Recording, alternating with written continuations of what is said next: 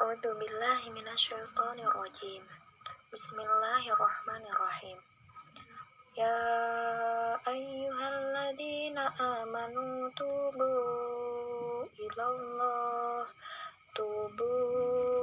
ilallahi taubatan nasuha. Asa rabbukum an yukaffira ankum sayyi'atikum wa yudkhilakum jannatin tajri min tahtihal anhar. Shadaqallahul adzim. Allah berfirman dalam surah At-Tahrim ayat 8 bahwa wahai orang-orang yang beriman, bertaubatlah kalian kepada Allah dengan taubat yang sungguhnya, maka Tuhanmu akan menghapus kesalahanmu dan menempatkanmu di surga, yang mana di bawahnya akan mengalir sungai-sungai. Ibnu Arabi menafsirkan tentang taubat nasuha ini, yang mana berfungsi untuk memperbaiki jiwa yang rusak, membetulkan yang salah, atau menutup yang cacat. Sebab apa?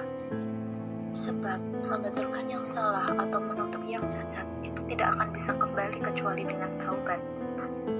Memperbaiki jiwa yang rusak itu berarti seseorang akan memperbaiki pula hati mereka.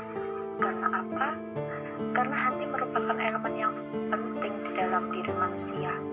Sebab jikalau hati seseorang itu baik, maka batin dohirnya dia akan baik pula. Begitupun sebaliknya, jikalau hati mereka sudah rusak, sudah buruk, maka dohir batinnya pun akan ikut rusak pula. Maka dari itu teman-teman, taubat ini merupakan makom yang pertama atau bengkel hati yang pertama yang harus dilewati oleh para salik, para mukmin untuk mencapai makom selanjutnya dan mencapai yang hak. Nah teman-teman, taubat nasuha ini ialah taubat yang harus disegerakan. Ketika kita sadar kita melakukan kesalahan, kita harus cepat-cepat meminta maaf. Contohnya, ketika kita telepon sama orang tua, contohnya kita marah-marah kepancing emosi, terus kita tahu bahwa itu hal yang salah, maka kita harus cepat-cepat meminta maaf, meminta ampun kepada orang tua. Gak boleh besok, gak boleh lusa, apalagi tahun depan. Karena apa? Menyakiti hati orang tua itu termasuk dosa. Kita harus bertaubat, harus cepat-cepat. Dengan apa? Dengan mencium tangannya, meminta maaf. Ayah, ibu, saya minta maaf tadi kepancing emosi. Lalu membaca istighfar. Teman-teman sekalian, mengapa taubat ini sangat penting? Karena apa? Karena seseorang yang bertaubat dari dosa-dosa mereka itu seperti orang yang tidak mempunyai dosa sedikit pun. Dan ketika Allah telah menyayangi, mencintai seorang hambanya, Allah tidak akan merelakan seorang hamba itu dikenai oleh dosa satupun. Karena sesungguhnya Allah menyayangi hambanya yang bertaubat dan mereka yang bersuci. Imam Ibnu Hawazin Al-Qushairi dalam hal ini pernah berkata bahwa Nabi pernah bersabda, an-nadamu taubah, bahwa penyesalan itu ialah taubat.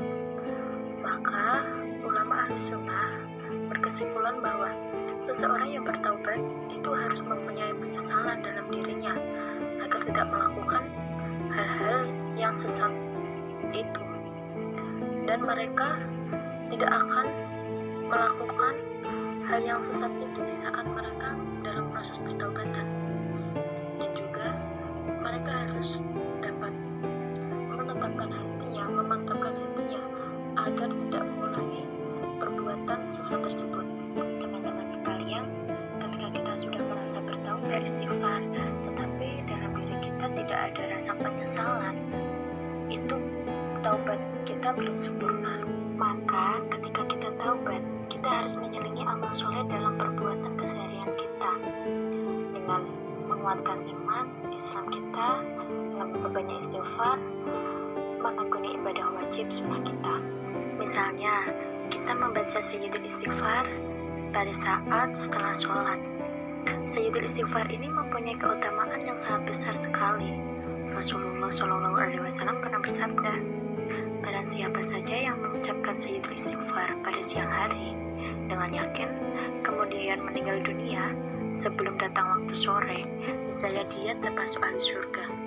Dan barang siapa yang membacanya di waktu malam dengan yakin, kemudian dia meninggal dunia sebelum datang pagi, niscaya dia termasuk orang yang ahli surga. Jadi, ketika kita bertaubat, diri kita akan merasa bahwa kita tidak ada apa-apanya daripada kekuasaan Allah yang begitu besar. Tidak ada yang patut disombongkan, karena sifat sombong ialah kepunyaan Allah semata. Kita harus selalu berharap ampunan atas segala kesalahan, baik sengaja ataupun tidak. Harus selalu meminta ridho Allah dalam setiap perjalanan kehidupan kita, karena sejatinya tujuan kehidupan kita ialah hanya untuk mengabdi kepada Allah. Akhirul kalam, wallahu muwaffiq ila aqwamit thoriq. Wassalamualaikum warahmatullahi wabarakatuh.